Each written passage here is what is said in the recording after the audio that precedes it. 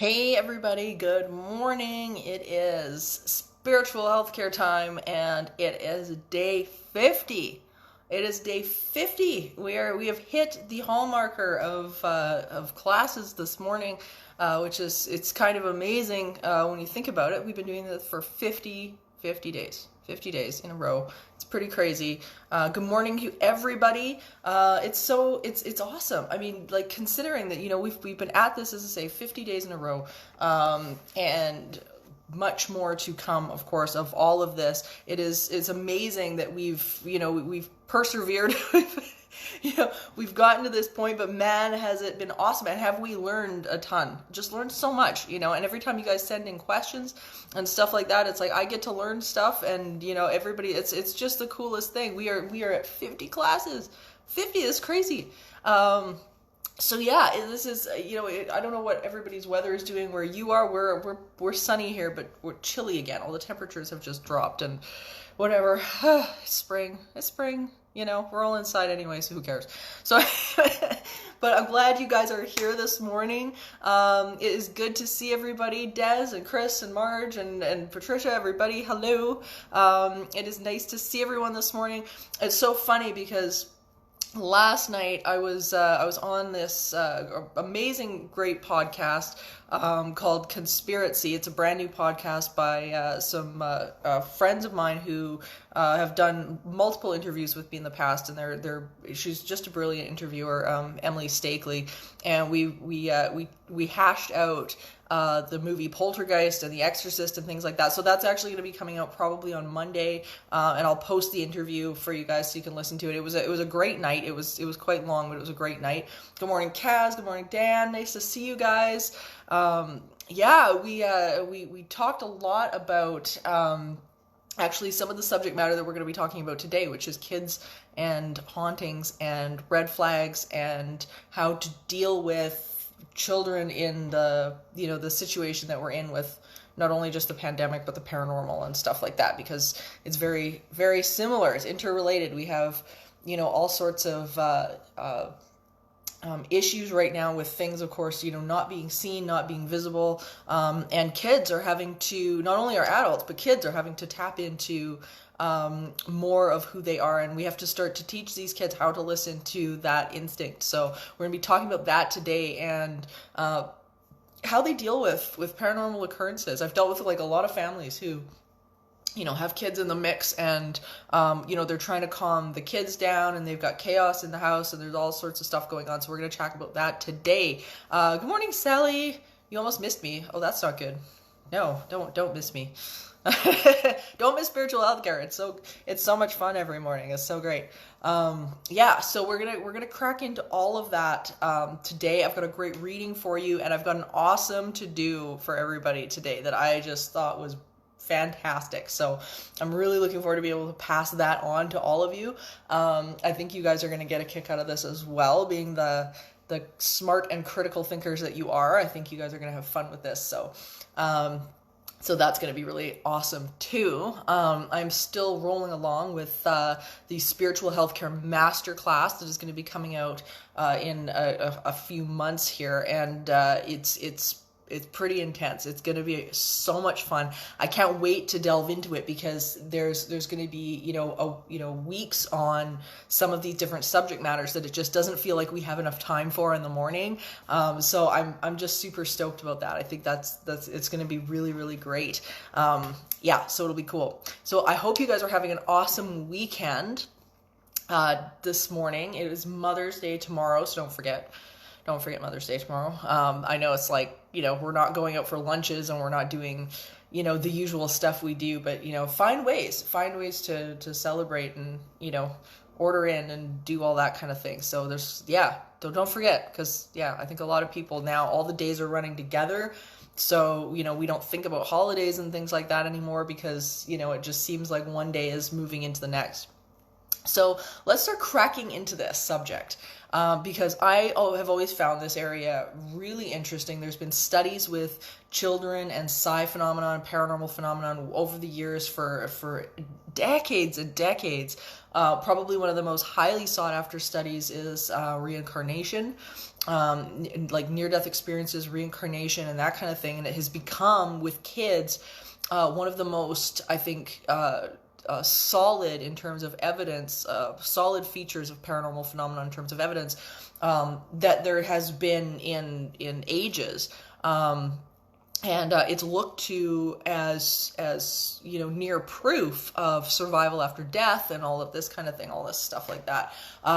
So it's something that has been tackled very frequently by a number of different investigators and researchers. Probably one of the most noted being Ian Stevenson and his work, and that has been funded through the Parapsychology Foundation and all sorts of places like that. So it's a highly sought after study, but when we as investigators start to have to deal with a family that is, in crisis with a haunting, or for example, has lost a loved one or something like that, how do we deal with children when we have a situation like this? Because either, sometimes some of this phenomenon isn't near as frightening to kids as it is to the adults, oddly enough.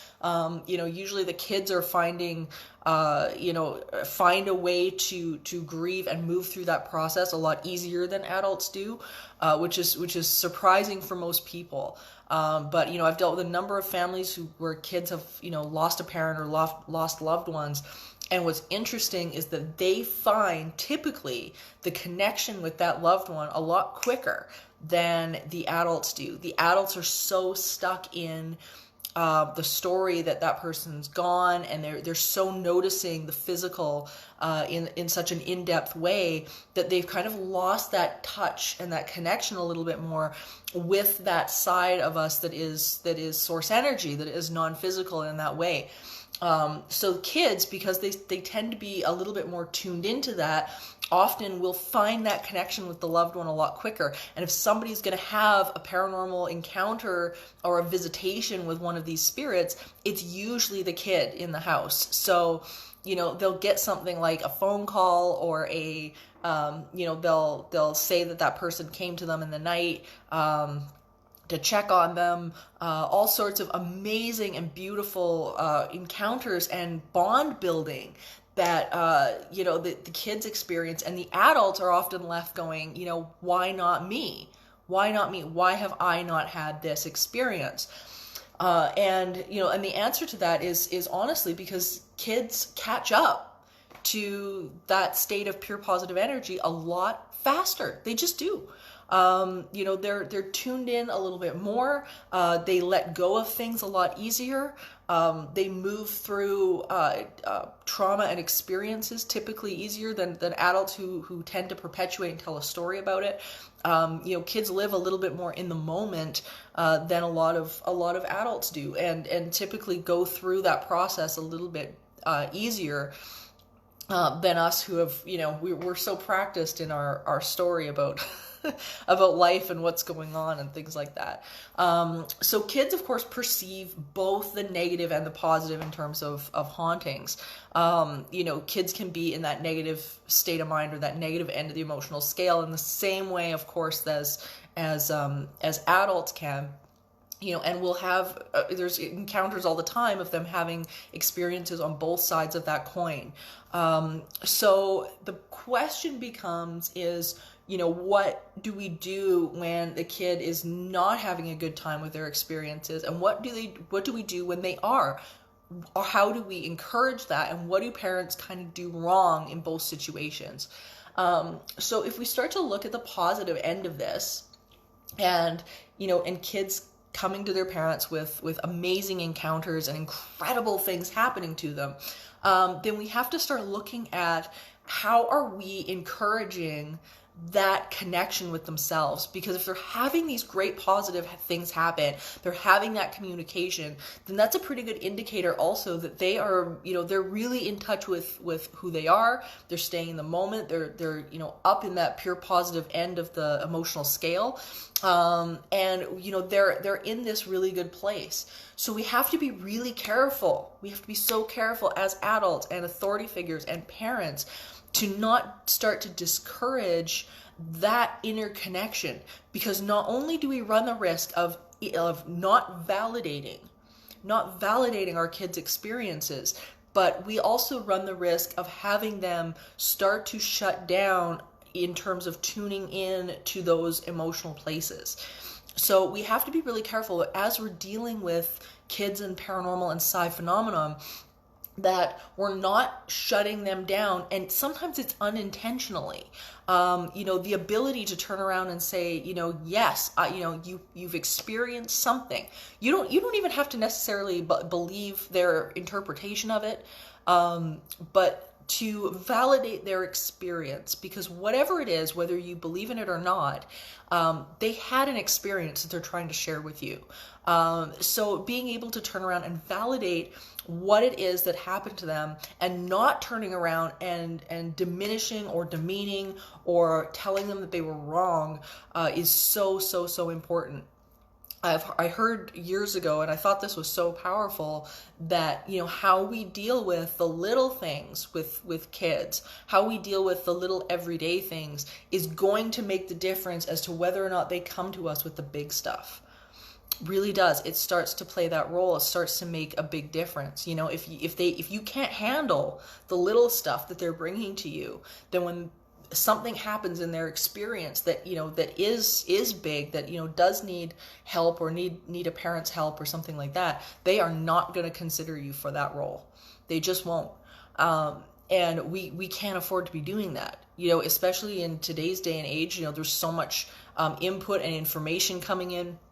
We absolutely cannot afford to be able to abdicate that role with our kids. So how we are validating these experiences as these kids are coming to us, whether it be, talk of things like reincarnation, or talk of things like, seeing a grandmother who's passed away, or anything like that, we have to be able to validate how these kids are receiving this information, and to be able to ease any upset or fears, getting them to understand that role and that emotional scale and how they can rebuild those relationships. It's a powerful, powerful lesson. On the flip side of this, there's been a number of cases that I've dealt with over the years that has been on more of the negative end of the stick with kids, and they are frightened, they are scared, they're having these experiences that they don't understand, and then they end up snowballing those experiences because it's really, really, really hard to be able to let those go. And sometimes as parents, I've noticed that they have made these errors in judgment, and instead of, for example, partnering with the kids and partnering with them in a way that doesn't make them feel bad or shamed or wrong and stuff like that, what ends up happening is that they'll turn around and either scold the kid for doing something bad, as if the paranormal experience was their fault.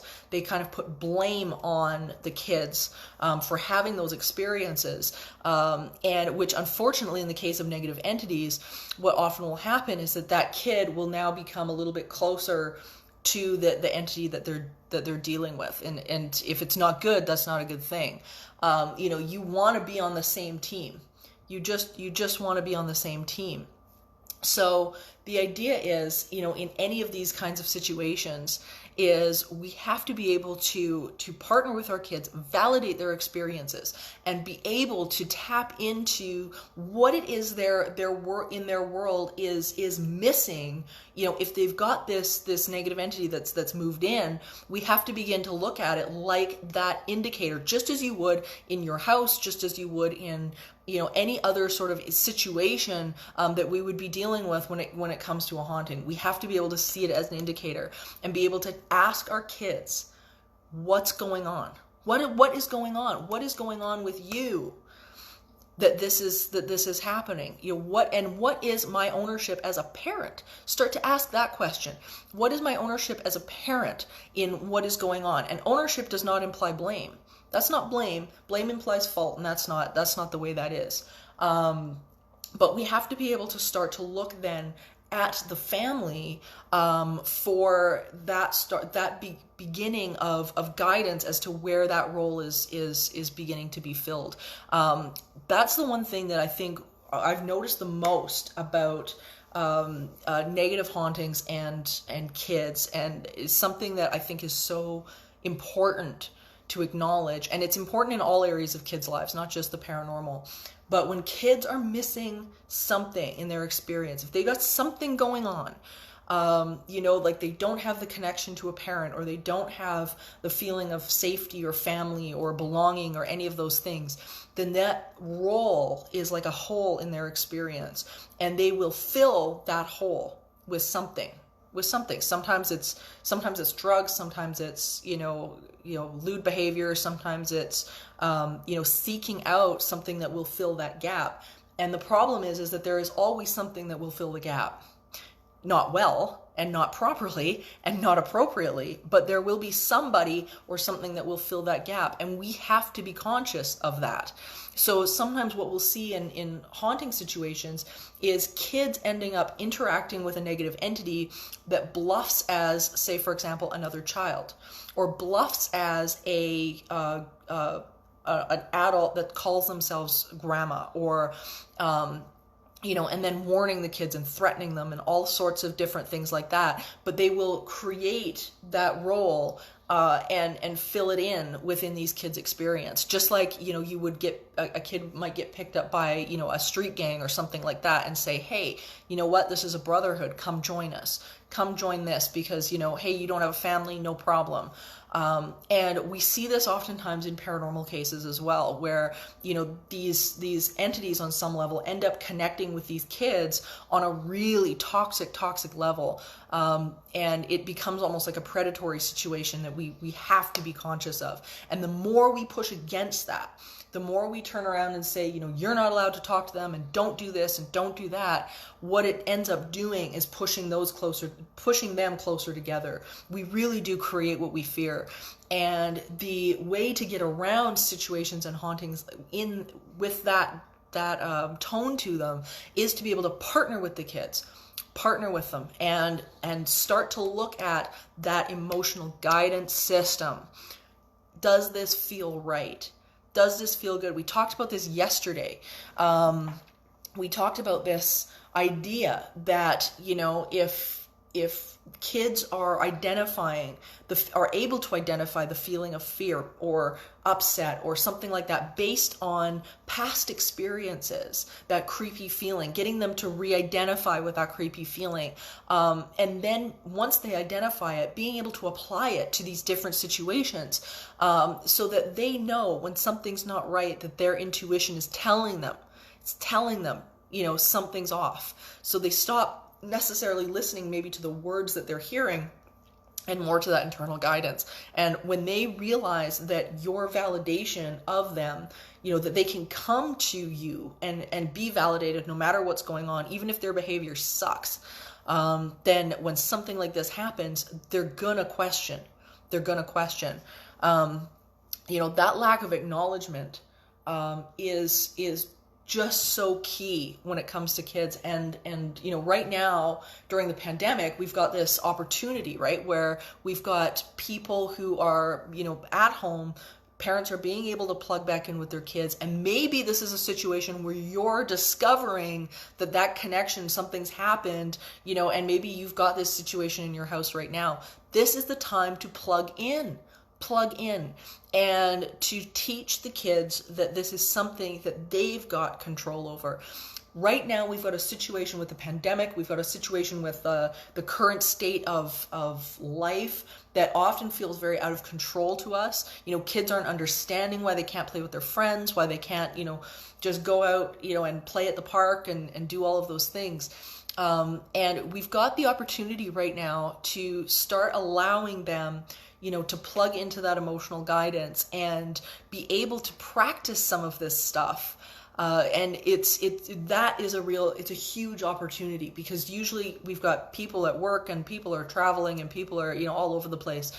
And because we can't do that right now, we've got this fantastic opportunity to see where our kids are when it comes to this phenomenon, and when it comes to how they're interpreting these things, and rebuilding any piece of broken relationship that you might have going on with your kids. That might be something that needs working on, during this time period. So reconnecting, building that bond, being able to create that validation, making sure they have the space and the freedom to communicate with you. It doesn't mean you have to agree with them.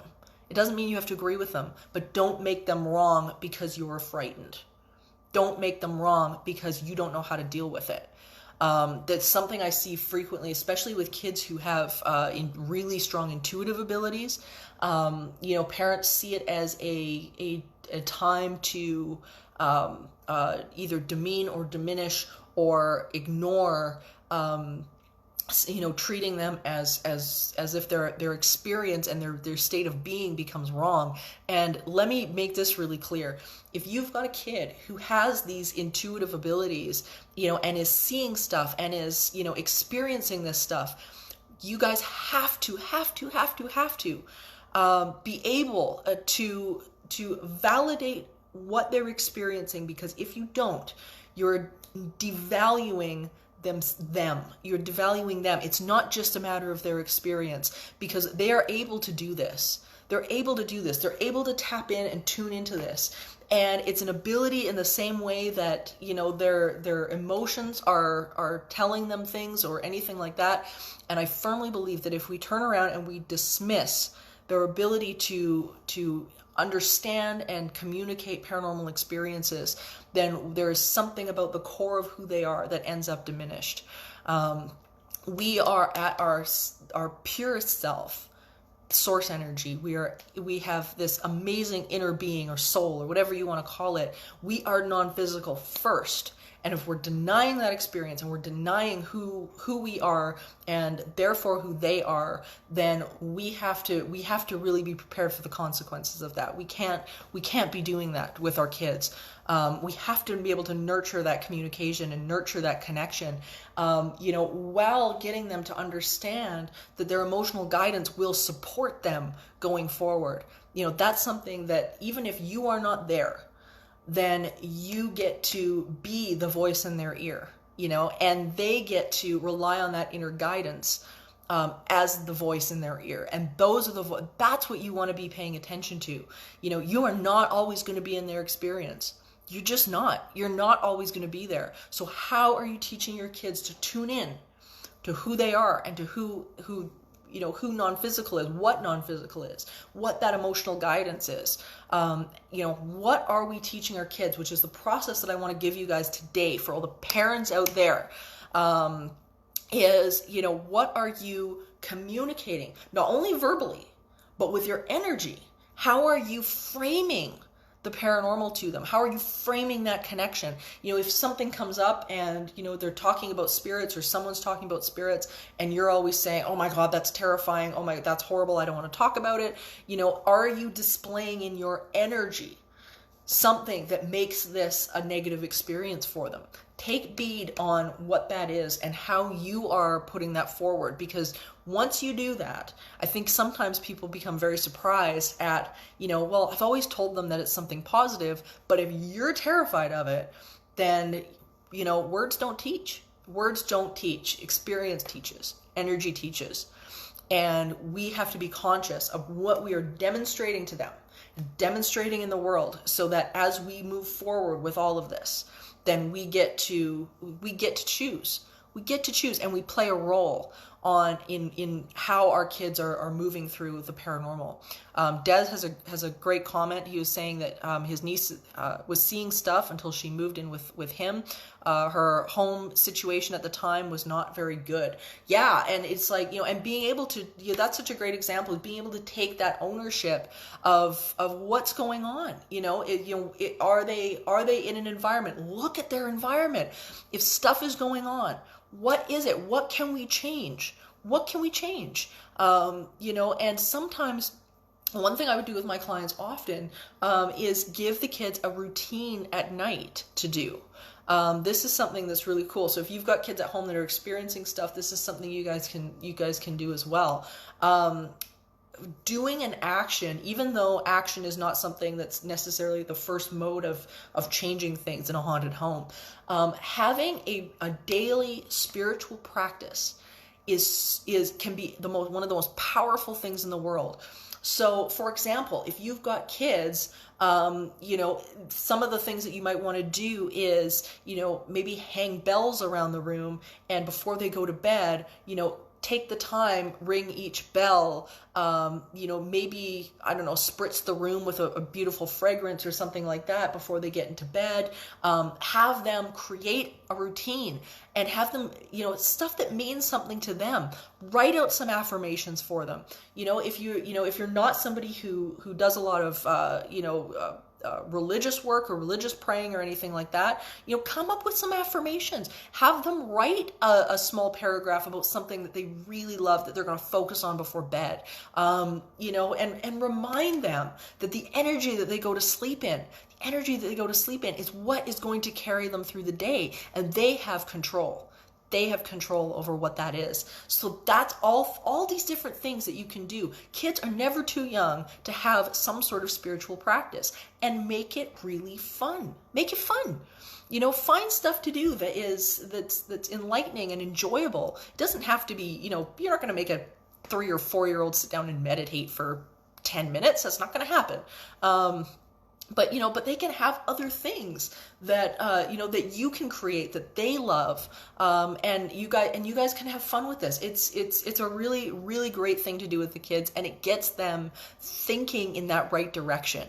It makes it something that is going to be exciting for them, and makes them feel like they can begin to create in their reality, and that's what you want. You want them to have that knowledge and control, so that when something comes up, whether it be a negative entity or whether it be a positive spiritual encounter, with a lost loved one or something like that, then they're able to embrace it, they're able to own it, and then let it go or not, and maybe perpetuate that relationship if it's a really good one. So all things to consider today about kids. So the reading that I wanted to offer you guys today comes from an awesome book, Life Code, Dr. Phil McGraw. And it is a fantastic book. And if you are dealing with toxic people in your life, this is the book you need. This book saved me. It is phenomenal. So I totally offer that. Brian says your kiddo is lucky to have you as a mom. My kiddo is a snake. I don't have kids. I have a snake, and he is a wonderful snake, and he is my kiddo. He is absolutely fantastic. He is going to be 16 on June 2nd, I might add. Okay, so I want to read you guys this because I think this is really powerful and hits the nail on the head for today's discussion. There's a difference between paranoia and healthy skepticism, between fear and awareness. Of course, there are places your children can go and places they can't go, and things they can do and things they can't. For them to understand the difference, you have to prepare them by building strength and confidence within them. The goal of all your discipline is for your children to internalize your lessons and become self-disciplined. You tell your children to brush your teeth, but sooner rather than later, they should discipline themselves to brush their teeth, or get enough sleep, or eat their vegetables before their dessert, or do their chores or their homework. Your goal as a parent is to work yourself out of a job, to become a voice that lingers in their heads in their absence. And I think that is absolutely spot on, because we're preparing our kids for that next level of life, and being able to trust that they are sure enough in their steps going forward, that they know we live in a society right now where, we are taught to distrust ourselves. We really are, we're taught to distrust ourselves. It's not something that is, promoted. We're taught to mistrust our environment quite frequently. So we have to be able to prepare our kids for being able to trust who they are, before they hear anything else. So the to-do that I wanted to give you guys today is in relationship to this. And I thought this was so brilliant. I found this the other day, and I thought this was so perfect. So Mr. Carl Sagan, the wonderful Carl Sagan, He had a book out, and it was one of the last books before he passed away. It was called The Demon Haunted World: Science as a Candle in the Dark. And this book is so phenomenal, and it was published in 1996. As I say, it was just literally mere months before he passed away. And he had a chapter in this book that I think is so smart, and it was called The Fine Art of Baloney Detection.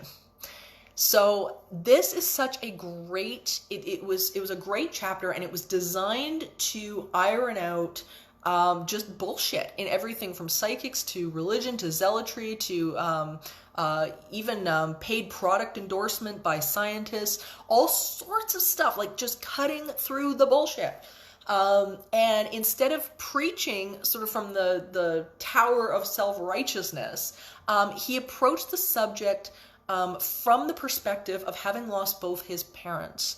And he reflects on, the supernatural, and all sorts of different things. And it's really, really interesting. So, anyway, he ended up basically writing what he called the Baloney Kit. And he ends up with a number of different ways, 9 different, categories to figure out people's bullshit, and it's a process for critical thinking. So I'm going to post a link to this on the Entity Seeker Facebook page for you guys today, so you guys can go through it, and it might be something where you can start to teach this to some of your kids as well, because it's really cool. It's just a blast, and so I wanted to pass this on to you guys so you can use it, and it's a great tool just honestly for anybody in this day and age where we're getting junk science on the pandemic, and we're getting all this crazy stuff going on, and that's being put out there right now, and false information from all sorts of sides and people and politicians and stuff like that. So I'm going to post this for you guys so you guys can start to implement this in your experience also, and being able to apply it to the paranormal also. It's really important. So yeah, I want to give that to you guys today. Now, that being said, we can't go into our day without our health affirmations. Keep your energy high, keep your spirits high. So everybody take a breath.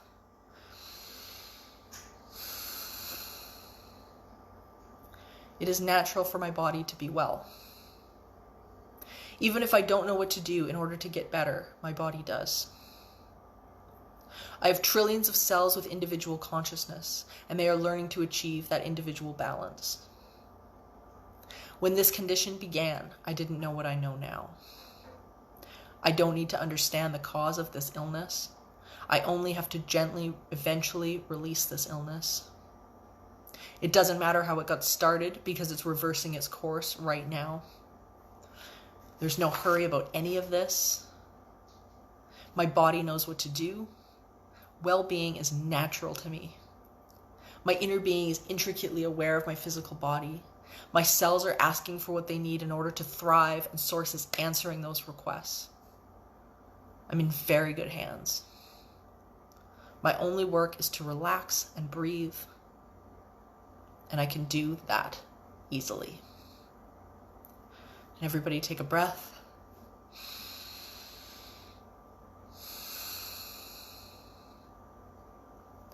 Thank you all for another wonderful morning and day 50 of spiritual healthcare.